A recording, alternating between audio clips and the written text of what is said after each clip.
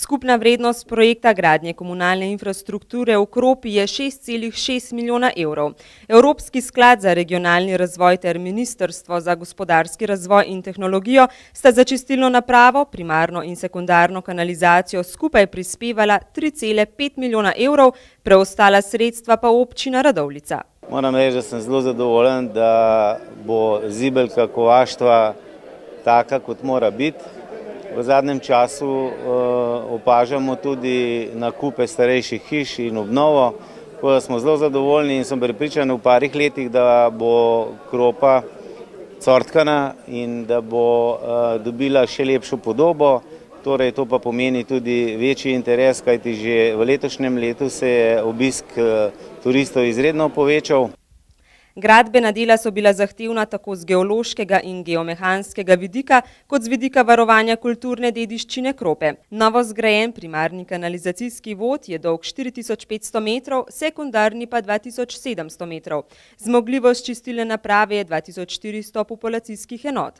Na zgrajeno kanalizacijsko omrežje je že priključenih 150 objektov v Kropi, Lipnici in na Brezovici, letos in v naslednjem letu pa bo zgrajenih še 50 hišnih priključkov. Za naše občane je to enkratna pridobitev. Kot prvič, že če se samo sprehodimo po Kropi, zdaj, ker kanalizacija narejena, ni več tistega zadaha v Lipnici, ker gre vse kanalizacija v kanalizacijsko obmrežje, Lipnica postaja pa skozi bolj čista. Poleg tega zdaj z obnovo, z gradnjo kanalizacije se konec koncev tudi ta Gosposka ulica po 2007, po poplavah 2007 končno obnovila in je zdaj prekrasna.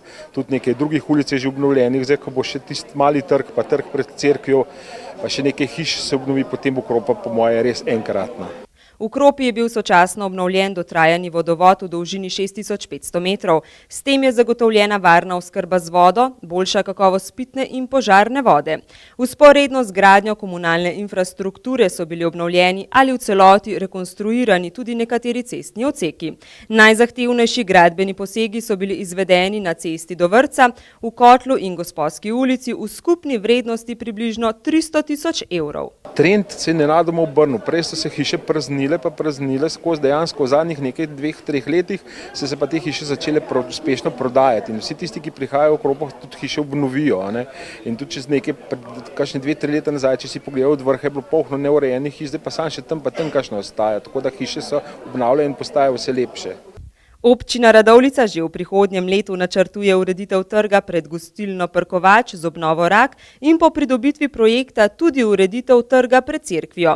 V ta namen bo v občinskem proračunu za prihodnje leto treba zagotoviti približno 120 000 evrov. Se bomo pa temeljito lotili tudi Klinarjeve hiše, kjer imamo mi muzej kovaštva, tako da bomo še nadaljevali, vendar pa v zmanjšanem obsegu, kajti ta zalogaj je bil v bistvu tako velik, da je to največja naložba v občini Radovljica v zadnjih letih.